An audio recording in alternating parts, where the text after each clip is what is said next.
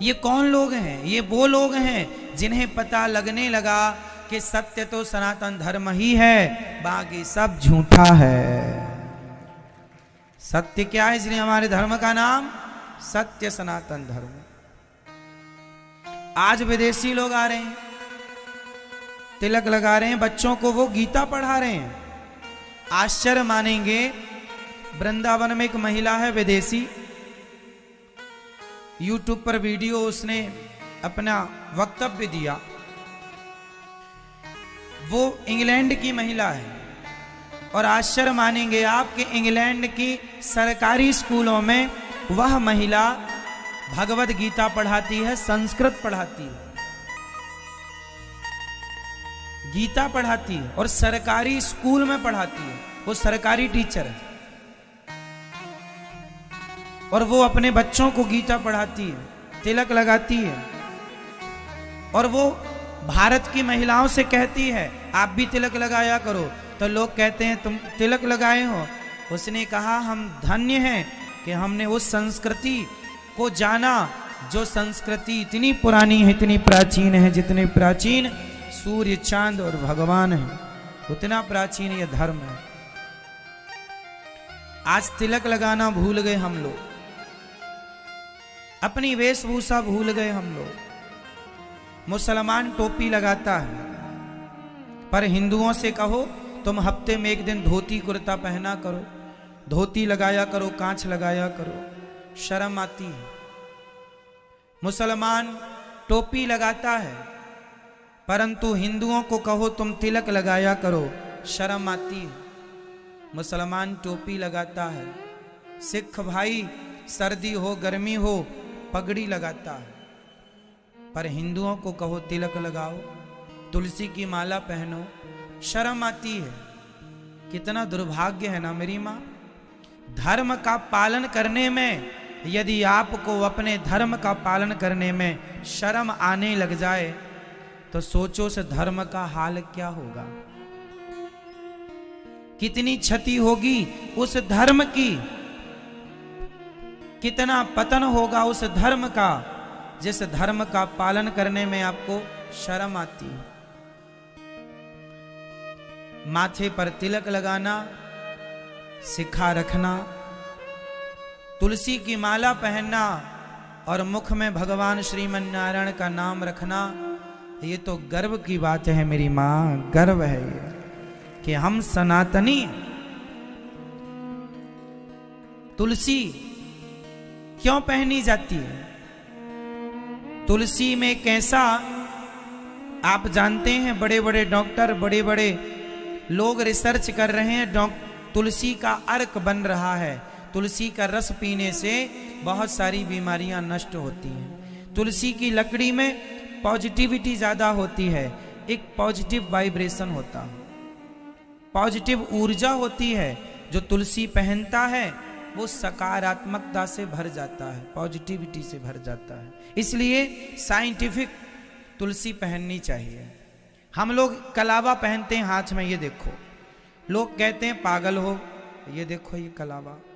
आप इसका scientific reason जानते हैं? पुराने समय पर ना वो एक गाड़ी आती थी टेम्पो, जो 3 चक्के की होती थी पहले, उसमें लोग यात्रा करते थे। उसका इंजन कैसे स्टार्ट होता था? रस्सी बांध करके उसके इंजन में, और ऐसे 1 2 3 जोर से मारा, फट फट फट फट फट फट फट चालू हो जाती थी, है ना। तो ये जो रस्सी है ना, इंजन को चालू करने के लिए रस्सी बांधी जाती थी। टेम्पो का इंजन उस कलावे से चालू होता, वो भी ये वाली टेम्पो देख लो टीवी पर, अब तो देखने को नहीं मिलती, ये ऐसी चालू होती थी, है ना। तो उसके भी, हाँ, उसमें भी रस्सी बांधी जाती थी, 3-4 राउंड मारा जाता था। तो जब उसमें रस्सी बांधने से यदि उसका इंजन स्टार्ट हो सकता है, तो आप क्यों भूल रहे हैं कि आपकी सारी नाड़ियां यहीं से तो गुजर रही हैं, नसें। डॉक्टर जब भी बीमारी पकड़ता है तो यहीं से पकड़ता है, और जब यहाँ रस्सी बंधती है तो उस रस्सी के दबाव से शरीर में जो बीमारियां होती हैं अपने आप प्रेशर बनता है और सारी चीजें ठीक होने लग जाती हैं। साइंटिफिक, यहां से सारी नसें गुजर रही हैं। इसलिए हमारे प्राचीन भारत में कलावा बांधने की परंपरा है। माथे पर तिलक क्यों लगाया जाता है? तिलक का अर्थ क्या है? मेरे माथे पर तिलक देखिए लगा है। इस तिलक का मायने, इसके मायने क्या है? ये जो दो ऊपर की तरफ खड़े ऊर्ध्व पुंड्र हैं, ऊपर की तरफ, ये कौन है? ये भगवान। ये जब भक्त तिलक लगाता है कोई भी, तो इस भाव से लगाता है कि यह भगवान श्रीमन नारायण के चरण है। ये चरण है, ये नीचे चरणों को रखने की आसन है, और बीच में जो लाल है वह माता लक्ष्मी जी हैं, भगवान के चरणों में विराजमान। तो भक्त इस भाव से तिलक लगाता है कि यह भगवान श्रीमन नारायण के। तो तिलक लगाना इसलिए चाहिए कि हम भगवान के चरणों को माथे पर सजाए हैं, इसलिए तिलक लगाया जाता है। शिखा, चोटी क्यों रखी जाती है? एंटीना है, ये सब यहां से डाउनलोड होता चलता है। चाणक्य की चोटी जब खुली तो चाणक्य ने चोटी तब ही बांधी अपनी शिखा जब उस धनानंद का नाश कर दिया। धनानंद ने अपमान कर दिया ना चाणक्य जी का, चलो निकल जाओ यहां से। वो सुरा सुंदरी के नशे में मस्त था। कंचा खेलने वाला बच्चा, गिल्ली डंडा खेलने वाले बच्चे को चंद्रगुप्त को चाणक्य ने ऐसा पढ़ाया लिखाया, ऐसा योग्य बनाया, सम्राट बना करके बिठा दिया। जिनकी शिक्षा पर इतना बल, सामान्य से बच्चे को सम्राट बना दिया। चाणक्य को सब ज्ञान कहां से था? शिखा। प्राचीन भारत हमारा आज से ज्यादा डेवलप था, हाँ या ना? उस जमाने में भी बड़ी बड़ी सड़कें हुआ करती थी। द्वारिका के बारे में पढ़ना, कैसी थी द्वारिका? वर्णन मिलता है, बड़ी चौड़ी चौड़ी सड़कें थीं, सिस्टमैटिक घर बने थे एक से। ऐसा नहीं किसी ने आगे कर लिया किसी ने पीछे, ना, एक से। कुल मिलाकर जितना विकसित हमारे यहां तब का भारत था, आज तो इतना प्रदूषण है हमारे यहां कि सांस लेना भी मुश्किल है। तब स्वच्छ था, तब ग्रीन ज्यादा थी, हरियाली जंगल ज्यादा मेंटेन करते थे। अच्छा, आपने सुना होगा पहले के ऋषि मुनि जंगल में रहते थे, तो बताओ कैसे रहते थे? जंगल में ऐसी कुटिया बना के रहने लग जाते थे? नहीं, पूरी प्रॉपर व्यवस्था होती थी। क्या व्यवस्थाएं थी? महर्षि वाल्मीकि जी के आश्रम में माता सीता गईं, जहां लवकुश का जन्म हुआ। वो कैसे रहते थे? उस जमाने के घर कैसे थे? क्या उस जमाने में एसी थी? उस जमाने में कौन सी एसी थी? समझिएगा। पहले के साधु संत समझदार लोग जंगल में रहना पसंद करते थे। कैसे रहते थे? जंगल के बीचों बीच, किसी नदी के किनारे, किसी झरने के किनारे। अक्सर लोग नदी या झरने के किनारे रहते थे। वहां पर एक बढ़िया प्रॉपर प्लानिंग करके घास का, मिट्टी का घर बनाते थे, जो हमें सर्दी बारिश गर्मी से बचाता था, पेड़ की छांव से ढका हुआ करता था। धूप चाहिए तो सामने धूप, छांव चाहिए। चारों तरफ हरियाली होने के कारण गर्मी सी नजर नहीं आती थी, इतनी तपन नहीं हुआ करती थी, और बहुत आनंद पूर्वक लोग जंगल में आनंद से जीवन यापन किया करते थे। खाने पीने की व्यवस्थाएं प्रत्येक व्यक्ति अपने लिए करता था। पहले बेरोजगारी नहीं थी, क्योंकि प्रत्येक व्यक्ति सिस्टमैटिक काम करता था। ब्राह्मणों का काम पुरोहिती पंडिताई करके अपना गुजारा, क्षत्रियों का काम अपना बटा हुआ था, वैश्यों का काम अपना था, शूद्रों का काम अपना था, सब सिस्टमैटिक था। कोई इसका काम वो नहीं करता था, उसका काम वो नहीं करता था। जूते की दुकान पंडित नहीं खोलता था। जूते की दुकान पहले किनकी होती थी? वो घड़े का काम वही करेगा जो उसका था, जूते का काम वही करेगा उसका था, तलवार बनाने का काम उसका था वही करेगा, उसका काम दूसरा नहीं करता। अब क्या हुआ? उसका काम उसने ले लिया, उसका काम वो बेरोजगार हो गया। इसलिए हमारे यहाँ एक व्यवस्था थी, ब्राह्मण अपना काम करेगा, यज्ञ करना यज्ञ कराना, दान लेना दान देना। क्षत्रियों का अपना काम देश की रक्षा करना, अपने ढंग से अपना काम।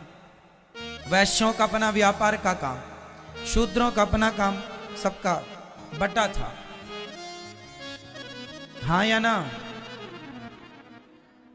हमारे देश में बेरोजगारी कभी थी ही नहीं, क्योंकि सब अपना अपना काम करते थे। अब आज के युग में क्या है? अपना काम कोई नहीं करता, सब दूसरों का काम। वो भी मैं ही कर लूं, वो भी मैं ही कर लूं, सारा मैं ही कर लूं। इसलिए व्यवस्थाएं बिगड़ गई, इसलिए अशांति। हमारे देश का स्वरूप इतिहासों को पढ़ेंगे समझ में आएगा कि भारत कैसा था। दुनिया का मानचित्र कैसा था। आप आश्चर्य मानेंगे, मैं आपको बताने वाला हूं बहुत जल्दी। हमारे एक संत हुए हैं, हमारे श्री संप्रदाय के आचार्य श्री रामानुजाचार्य स्वामी जी, श्री रामानुजाचार्य भगवान जी। आज से 1000 साल पहले आप धरती पर आए। 1000 साल पहले स्वामी श्री रामानुजाचार्य जी ने महाभारत के भीष्म पर्व में, मैं आपको बताऊंगा जल्दी से, व्यास जी महाराज ने लिखा है कि दुनिया का मानचित्र कैसा, दुनिया कैसी दिखती है, कैसी दिखती है। उस जमाने में सैटेलाइट नहीं थी,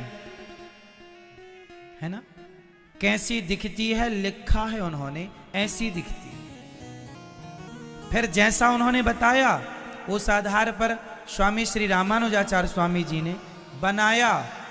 तो मैं आपको बताऊंगा, वो अवशेष बताऊंगा मैं आपको अभी 1-2 दिन के भीतर ही,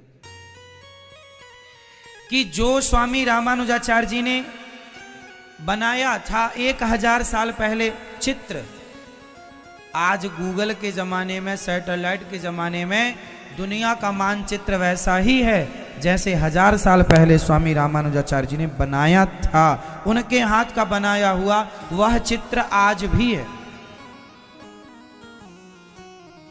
और वो आज के मानचित्र से मैच करता है। विडंबना देखिए कि 1000 साल पुराने महापुरुषों के बारे में हमें ना बताकर, ना पढ़ाकर, सिर्फ डार्विन के बारे में पढ़ाया जाता है।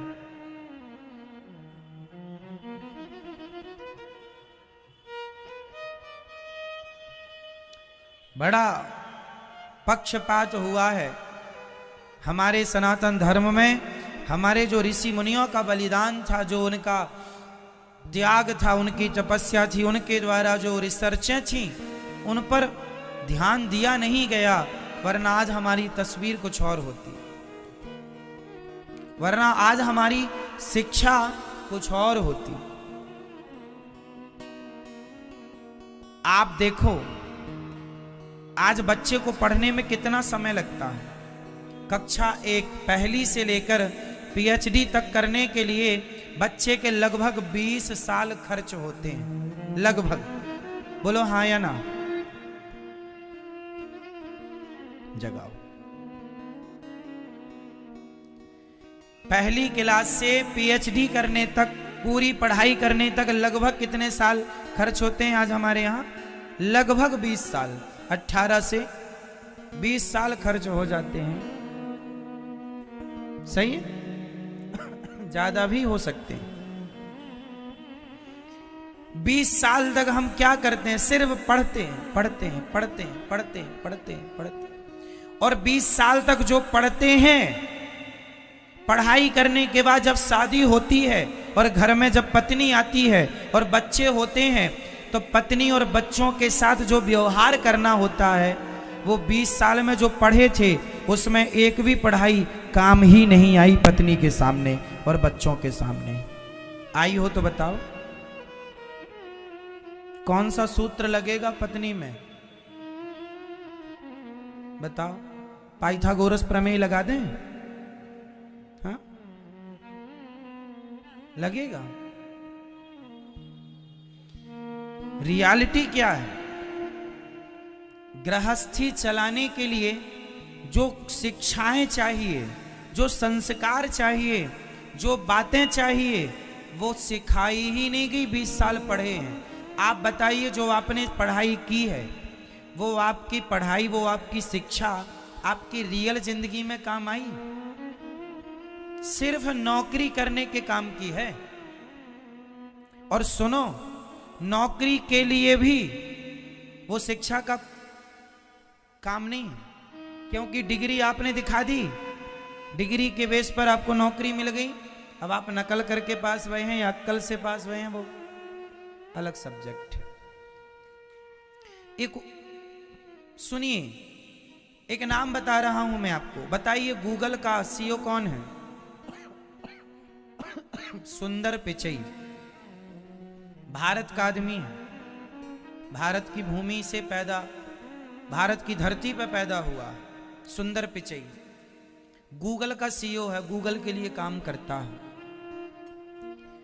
एक बात बताओ, आज हम आप लोग मोबाइल में एक ऐप देखते हैं, आपको अपने घर जाना हो तो आप लोकेशन डाल देते हैं, पूरा रास्ता रोड मैप निकल के आ जाता है किस रास्ते से आप जाएं। ये जो मैप की व्यवस्था आज आप लोगों के लिए, आपको काशी में फलानी गली में जाना है, आप रोड मैप लगा दीजिए, चालू कर दीजिए, वो किलोमीटर भी बता देगा और रूट भी बता देगा आप कहाँ कहाँ से जा सकते हैं। और बीच में ट्रैफिक है तो ट्रैफिक भी बता देगा किस रास्ते पर ट्रैफिक है, इस रास्ते पर ट्रैफिक नहीं है। ये है ना? ये बताओ, ये किसने डेवलप किया ये ऐप? सुंदर पिचई ने।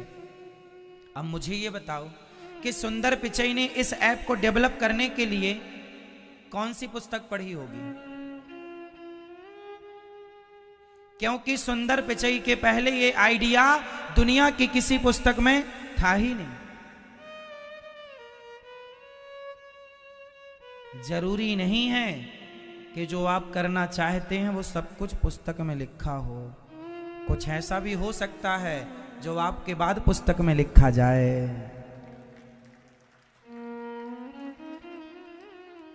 हम वो ही क्यों पढ़ें जो पुस्तकों में लिखा है?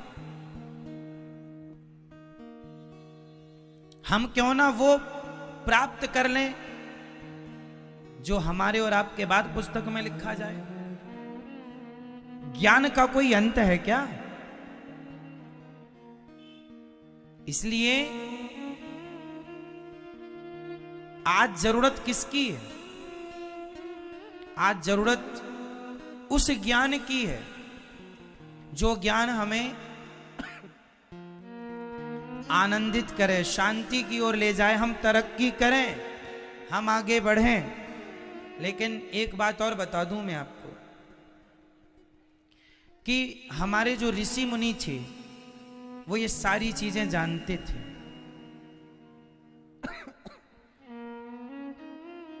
कितना ज्ञान हमारे यहां ऑलरेडी भरा पड़ा है। मैं क्या क्या बताऊं आपको, क्या क्या समझाऊं। अपने बच्चों को अच्छा पढ़ाइएगा।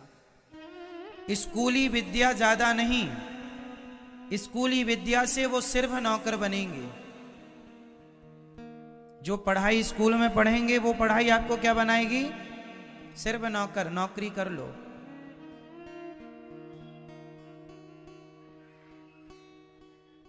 आपको मालिक बनना है। चंद्रगुप्त मौर्य को चाणक्य ने पढ़ाया, तो बताओ चाणक्य का पढ़ाया बच्चा चंद्रगुप्त पढ़ करके नौकर बना कि मालिक बना? क्या बना? क्या बना? सम्राट बन गया। हमारी शिक्षा सम्राट बनाने की शिक्षा रही है, नौकर बनाने की शिक्षा हमारी थी ही नहीं। जो दुनिया आज पढ़ रही है, पढ़ा रही है, वो हमारे मतलब का ही नहीं। हमारा ज्ञान तो उनसे कहीं ऊपर है। तुम्हारी शिक्षा नौकर बनाने की होगी, हमारी शिक्षा सम्राट बनाने की, हम मालिक बनाने की। इसलिए बच्चों को सब पढ़ाओ, पर गीता, रामायण, अपने धर्म ग्रंथ पढ़ाओ। ठीक है? इस धरती पर जिस ज्ञान को गोस्वामी तुलसीदास जी लेकर आए, इस धरती पर जिस ज्ञान को रसखान रैदास सूरदास जी लेकर आए, वो ज्ञान इस धरती पर उनके पहले लिखित में नहीं था, इसलिए तो लिखकर उन्होंने दे दिया। जो था ही नहीं वो दे दिया। तो जीवन में आप भी उस ज्ञान की ओर बढ़ें, अपने बच्चों को उस ज्ञान की ओर बढ़ाएं, जिस ज्ञान से आपके बच्चों को मालिक बनने की शक्ति प्राप्त हो। परीक्षित को जब 7 दिन में मरने का श्राप लगा, सुखदेव भगवान से पूछा, मैं क्या करूं 7 दिन में मरना है? सुखदेव भगवान ने कहा, श्रोतव्यः कीर्तितव्यश्च स्मर्तव्यश्चेच्छिता भयम्। अधिक से अधिक सुनो कथाएं, अधिक से अधिक कीर्तन करो। प्रिय भक्तों, मनु जी महाराज देखो, भगवान नारायण की नाभि से कमल उत्पन्न हुआ, कमल से ब्रह्मा जी से ये सृष्टि क्रम। मनु जी से 3 बेटियां और 2 बेटे हुए, आकुति, देवहूति, प्रसूति। देवहूति मां का विवाह करदम ऋषि से हुआ। करदम जी की 9 बेटियां हुई। 9 बेटियों में सबसे छोटी का नाम था, 9 बेटियों के बाद फिर बेटा हुआ। सबसे छोटे बेटे का नाम है कपिल, जिन्हें हम कपिल भगवान कहते हैं। बोलिए कपिल देव भगवान की जय हो। सुनो, ये भागवत जी का प्रसंग है कि माता देवहूति का विवाह करदम जी से हुआ, और करदम जी ने एक विमान बनाया, कामक विमान उसका नाम है। हमारे ऋषि मुनियों ने विमान बनाया और उस पर भ्रमण किया। 9 बेटियां हुई। उन बेटियों के नाम से आपको मैं परिचित कराऊं। कला का विवाह मरीचि से हुआ। आप में से किसी का गोत्र मरीचि है? मरीचि गोत्र। यदि आपका गोत्र मरीचि है, आप में से किसका गोत्र मरीचि है? किसी का नहीं। जो मरीचि गोत्री होते हैं वह मरीचि ऋषि की संतान है। आप में से कितनों का गोत्र अत्रि है? अत्रि गोत्र आपका है, तो आप अत्रि ऋषि की संतान है। ये अत्रि जी ब्रह्मा जी के पुत्र हैं, अनुसुईया मां के पति। अंगिरा गोत्र, अंगिरा गोत्री भी होते हैं। अंगिरा ऋषि से माता श्रद्धा का विवाह हुआ। पुलस्त गोत्रीय, पुलस्त गोत्र वो पुलस्त ऋषि की संतान है। हविर्भु उनसे विवाही गई और पुलह ऋषि गति के साथ विवाहे गए। क्रतु का विवाह क्रिया से हुआ और ख्याति का विवाह भृगु से हुआ। भृगुवंशी, भृगु गोत्रीय। फिर गोत्र है वशिष्ठ। आप में से किसका गोत्र वशिष्ठ है? तो आप वशिष्ठ गोत्रीय हैं, मतलब आप वशिष्ठ ऋषि की संतान हैं। बताओ वशिष्ठ जी की पत्नी का नाम क्या है मैया? देखो, अपने ऋषि मुनियों के बारे में नहीं जानते। वशिष्ठ ऋषि की पत्नी का नाम बताओ। माता अरुंधति। ये राम जी की गुरु माता है। ये राम जी की कौन है? गुरु माता। फिर अथर्वा ऋषि। कश्यप गोत्र किसका है? कश्यप गोत्री यदि आप हैं तो आप महर्षि कश्यप ऋषि की संतान हैं। शांडिल्य गोत्र किसका है? तो आप शांडिल्य ऋषि की संतान है। आपका गोत्र क्या है? बंसल। बाद में इन ऋषियों के फिर और संतानें हुई, फिर उनके और संतानें हुई, वो भी ऋषि हुए, फिर वो सबके अपने अपने गोत्र बनते चले गए।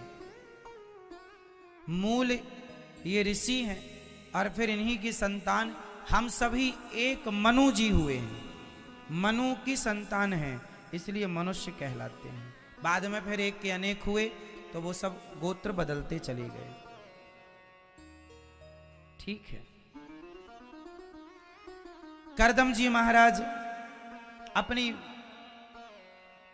पत्नी से कहते हैं, देवी 9 बेटियां हुई हैं और बेटियों का विवाह हमने कर दिया, वो अपने घर चली गईं, अब हमें आज्ञा दो। गृहस्थ धर्म कितने साल का होता है? कौन बताएगा? आप बताओ। 25 साल। आप बताओ कितने साल? 40 साल। आप बताओ गृहस्थ धर्म कितने? 40 साल। आप बताओ गृहस्थ धर्म कितना बड़ा होता, कितने सालों का?